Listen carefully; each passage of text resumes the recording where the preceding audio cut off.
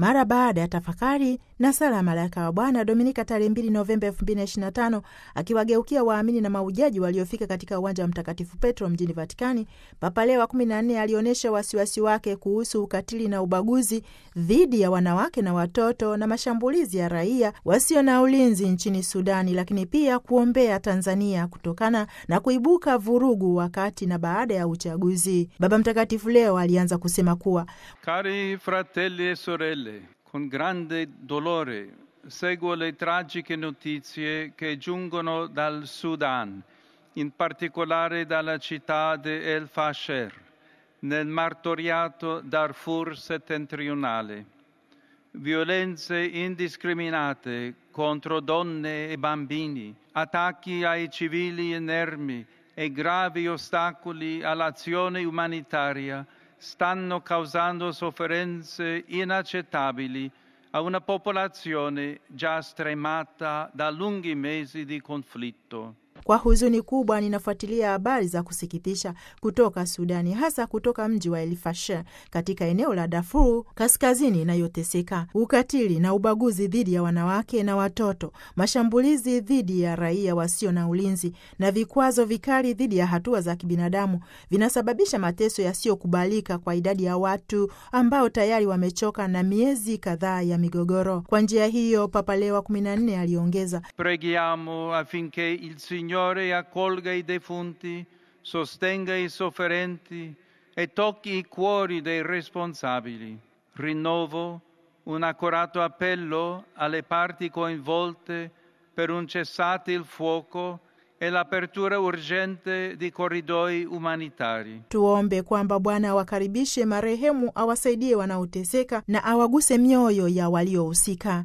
Ninarudia wito wangu wa dhati kwa pande zote zinazohusika kwa ajili ya kusitisha mapigano na kufunguliwa kwa haraka kwa njia za kibinadamu. Mwishowe, ninaalika jumuiya ya kimataifa kuingilia kati kwa uamuzi na ukarimu, kutoa msaada na kuwasaidia wale wanaofanya kazi bila kuchoka kuleta unafuu. Preghiamo anche per la Tanzania, dove dopo le recenti elezioni politiche sono scoppiati scontri con numerose vittime.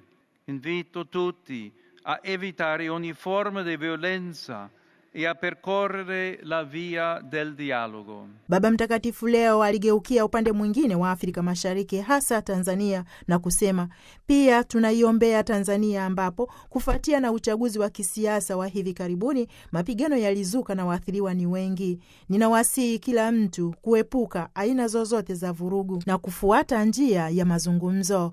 Baba Mtakatifu aliendelea na salamu kwamba ninawasalimia wote Warumi na maujaji kutoka Italia na kutoka sehemu nyingi za dunia, hasa wawakilishi wa kundi la PeaceMed kutoka nchi mbalimbali za Mediterania, chuo cha kipapa cha Mtakatifu Thomas cha Lisbon, watawa wafanyakazi wa Brescia, pamoja na kampuni ya ukumbi wa michezo ya Uno di Noi, waamini wa Manerbio, walimu wa taasisi ya Aurora ya Cernusco huko Naviglio na vijana wa Rivarolo. Papa alitangaza juu ya kwenda kwenye makaburi kusali kwamba alasiri ya leo katika makaburi ya Verano nitaadhimisha Ekaristi kwa ajili ya marehemu wote. Kiroho nitatembelea makaburi ya wapendwa wangu, pia nitawaombea wafu ambao hakuna anayewakumbuka, lakini Baba wa mbinguni anajua na anatupenda kila mmoja wetu na hasahau mtu yoyote. A tutti buona domenica nel ricordo cristiano dei nostri defunti. Kwa wote Dominika njema na katika ukumbusho wa Kristo wa marehemu wetu. Baba Mtakatifu alihitimisha, kama Kristo alivyokufa na akafufuka, vivyo hivyo na hao waliolala katika Kristo Mungu atawaleta pamoja naye.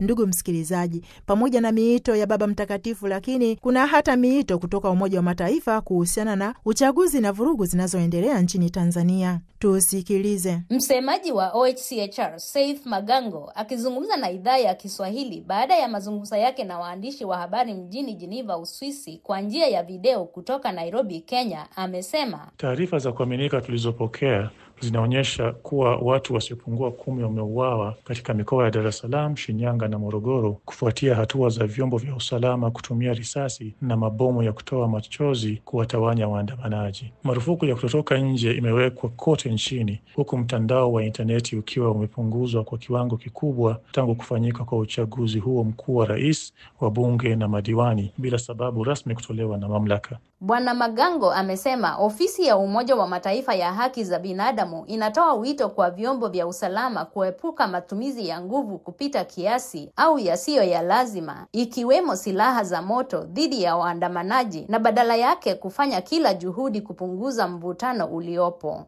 Waandamanaji nao wanapaswa kuonesha nia ya amani katika maandamano yao. Hali kadhalika amesema, tunaitaka serikali ya Tanzania izingatie wajibu wake chini ya sheria za kimataifa za haki za binadamu, ikiwa ni pamoja na kurejesha huduma za intaneti moja kwa moja na kuhakikisha wananchi wanatimiza haki zao za uhuru wa kujieleza, kushirikiana na kukusanyika kwa amani. Kukandamiza mawasiliano kutazidisha kukosekana kwa imani ya umma katika mchakato wa uchaguzi. Magango amebainisha kuwa vurugu hizo za baada ya uchaguzi zinakuja baada ya kampeni zilizogubikwa na madai ya kukamatwa kiholela kwa viongozi wa upinzani, wakiwemo mwenyekiti wa Chama cha Demokrasia na Maendeleo Chadema na naibu wake, pamoja na taarifa za watu kutoweka kwa lazima. OHCHR imesisitiza kwamba watu wote waliokamatwa kiholela wanapaswa kuachiliwa mara moja bila masharti, na wale wanaoshikiliwa kwa mujibu wa sheria wapewe haki kamili za mchakato wa haki na kesi ya haki. Zaidi ya hayo, Umoja wa Mataifa umetoa wito kwa mamlaka nchini humo kuhakikisha uchunguzi wa haraka, huru na wa kina unafanyika kuhusu visa vyote vya vurugu vinavyohusiana na uchaguzi, na kwamba wote waliohusika na ukiukwaji wa haki wanachukuliwa hatua za kisheria. Kama Kristo.